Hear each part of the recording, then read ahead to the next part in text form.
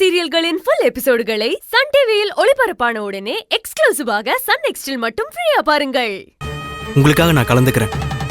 அத்தை, எனக்கும் நீங்க முக்கியம் அத்தை. நானும் வீட்டுக்கு போல, நானும் பூஜையில கலந்துக்கிறேன்.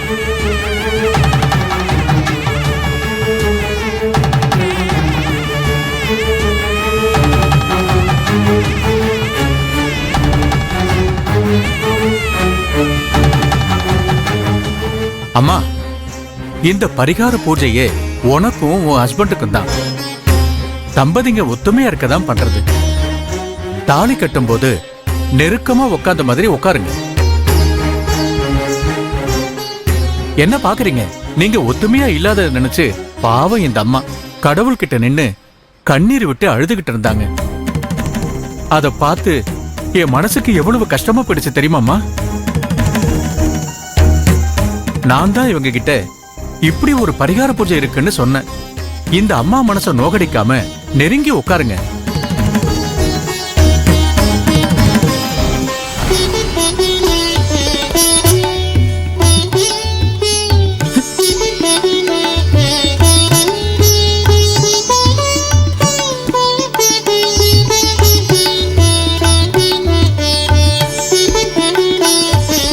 இந்த பூவை வாங்கிக்கங்க. இந்தம்மா வாங்கி. நான் செய்யறத அப்படியே செய்யுங்க. சரிங்க. ஓம் விநாயகனே போற்றுவோம், வினைகள் தீர்ப்பவனே போற்றுவோம், அரச மரத்தடி அமர்த்தவனே போற்றுவோம், அகந்தை எழுப்பவனே போற்றுவோம், அச்சம் தவிர்ப்பவனே போற்றுவோம், ஆணிமுகத்தோனே போற்றுவோம், ஆறுமுகன் சோதரனே போற்றுவோம், ஆதி மூலமே போற்றுவோம், விக்ன விநாயகனே பாரம் போற்றி. இந்தாங்க, இத வாங்கிங்க. நீ அந்த கைய சேர்த்து பிடிமா. புடிமா. ஓம் அஷ்டலட்சுமியே போற்றுவோம், அதிர்ஷ்டலட்சுமியே போற்றுவோம், அன்னலட்சுமியே போற்றுவோம், அபயலட்சுமியே போற்றுவோம், அலங்கார லட்சுமியே போற்றுவோம், அஸ்வாரூட லட்சுமியே போற்றுவோம், அஷ்டபுஜ லட்சுமியே போற்றுவோம். போற்றி. சரி, அந்த பழத்தை இப்படி வச்சிருங்க.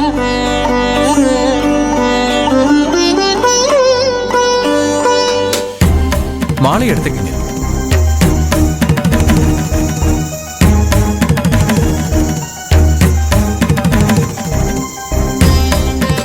மாலைய 3 தடவை மாத்திக்கங்க. போடுங்க. கலையாத கல்வியும் குறையாத வயதும்போர் கபடு பாராத நட்பும் தன்றாத வளமையும் குன்றாத இளமையும் கழுபணியில்லாத உடலும் சலியாத மனமும் அன்பு அகலாத மனைவியும் தவறாத சந்தானமும் தாழாத கீர்த்தியும் மாறாத வார்த்தையும் தடைகள் வாராத கொடையும் தொலையாத நிதியமும் போனாத போலும் ஒரு துன்பமில்லாத வாழ்வும் துயனின் பாதத்தில் அன்பும் உதவி பெரிய தொண்டரடு துட்டு கண்டாய் அலையாழி அருகுயிலும் ஆயனது தங்கையே ஆதி கடவுரின் வாழ்வே அமுதீசர் ஒரு பாகம் அகலாத சுகபாணி அருள்பாவி அபிராமியே. வாங்க குடம் நிறைக்கும் வள்ளல் பெரும்பசுக்கள் நீங்காத செல்வம் நிறைந்து. கற்பூரார்த்தி காட்டுங்க. பிரசன்ன லட்சுமியே போற்றுவோம், பிரகாச லட்சுமியே போற்றுவோம், பில்வ லட்சுமியே போற்றுவோம்.